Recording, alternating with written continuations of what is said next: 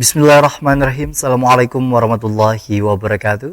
Bagaimana kabar Anda pemirsa Duta TV? Senang sekali rasanya saya Gusti Muhammad Hermawan dapat menjumpai Anda dalam program Majelis Sore, Majelis Kita Semua. Seperti biasa kita menghadirkan narasumber yang tentunya juga kami datangkan dari UIN Antasari Banjarmasin, bicara mengenai kajian-kajian Islami dengan tema yang menarik dalam agenda hari ini. Dan para pemirsa di rumah, tentunya kalau kita bicara mengenai program kesayangan Anda, salah satunya yakni Majelis Sore hari ini, bukan menjadi salah satu tayangan yang kemudian Anda bisa saksikan melalui terestrial atau televisi saja, namun juga melalui streaming kami di dutatv.com maupun juga di platform media sosial kami di Duta Televisi Official. Telah bergabung bersama saya di sini di studio Duta TV. Assalamualaikum Pak Nuryadin SAG, SHMAG. Waalaikumsalam warahmatullahi wabarakatuh. Bagaimana kabarnya hari ini Pak Nuryadin? Baik.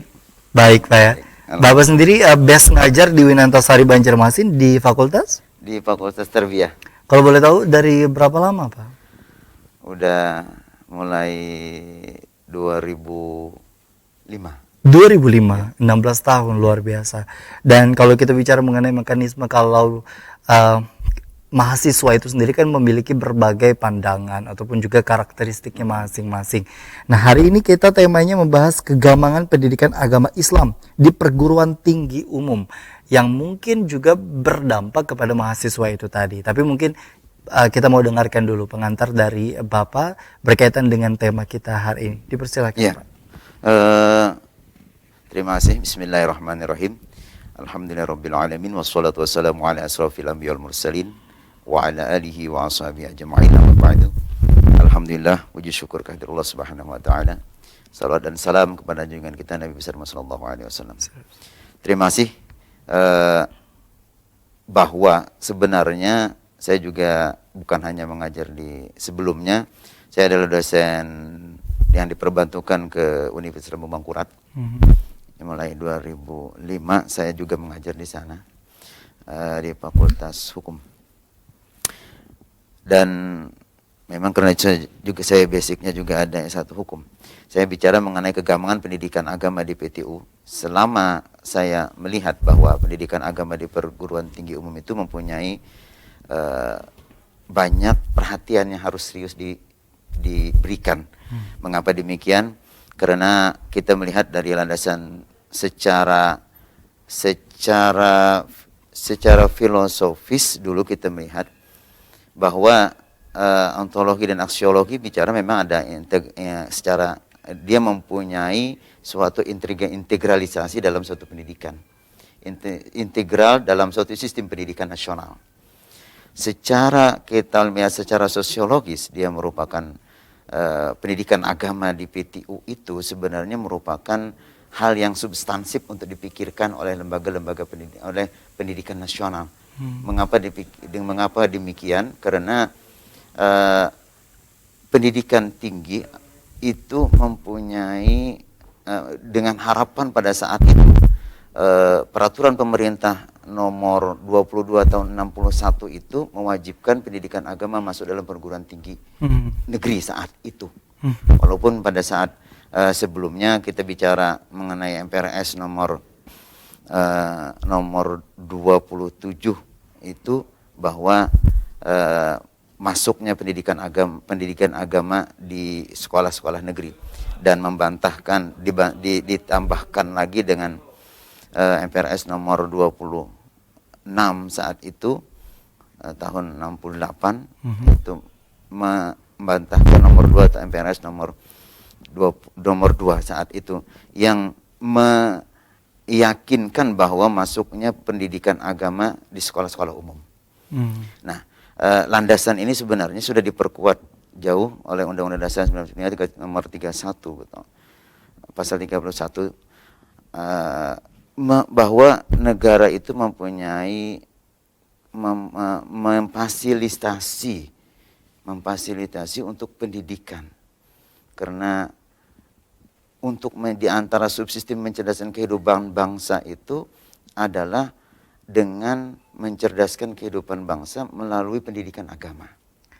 Baik, kalau kita bicara mengenai pendidikan agama di sini, tadi sudah disebutkan memang dari tahun sebelumnya Artinya sederhananya pendidikan agama yang kita pelajari hari ini adalah merupakan bagian dari kebijakan yang diambil lampau lalu beberapa puluh tahun yang lalu untuk kemudian diimplementasikan hingga hari ini. Walaupun bicara mengenai porsi dan lain sebagainya sudah mulai mengalami perubahan. Tapi kalau kita bicara mengenai kebijakan itu, Pak, pendidikan agama di sini mungkin sebagai edukasi juga kepada masyarakat. Apakah memang secara umum pendidikan agama Islam seperti yang kita dapati di sekolah-sekolah negeri atau di perguruan tinggi atau juga pendidikan agama yang menyesuaikan akan daerah tersebut?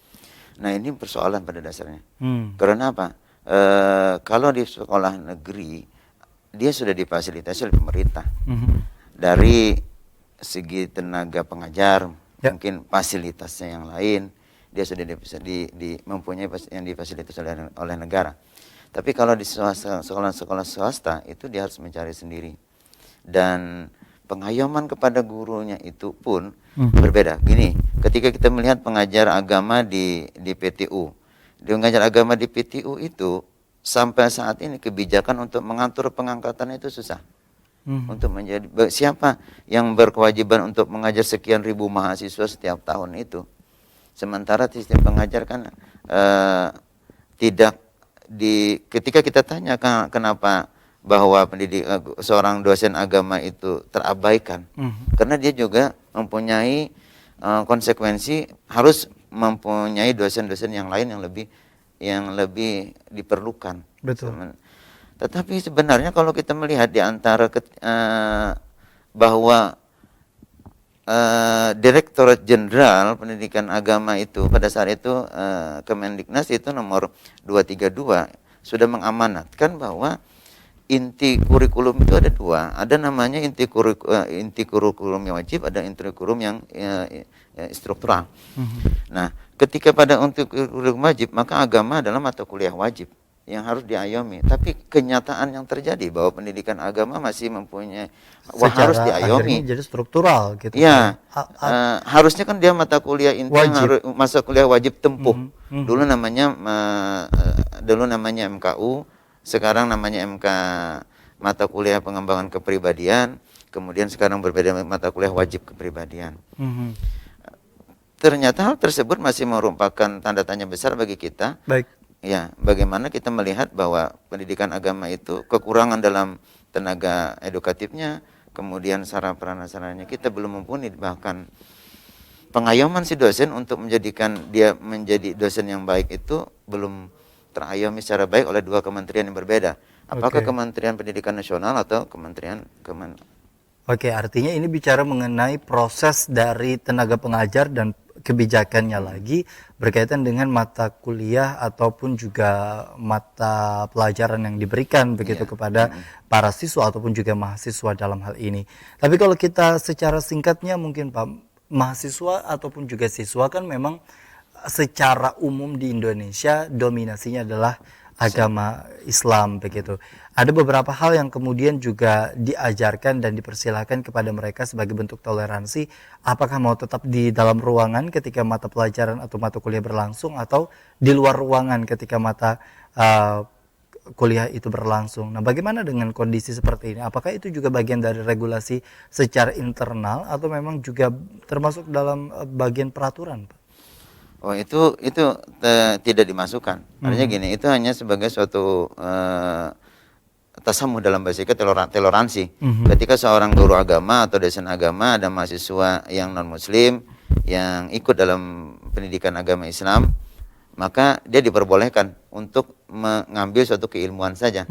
Karena boleh jadi dia menjadi suatu pembanding. Karena begini, ketika saya sampai saat ini mengajar di PTU hampir lebih 20 tahun lebih, saya melihat ternyata setiap tahun itu ada saja yang mahasiswa itu dia baru tahu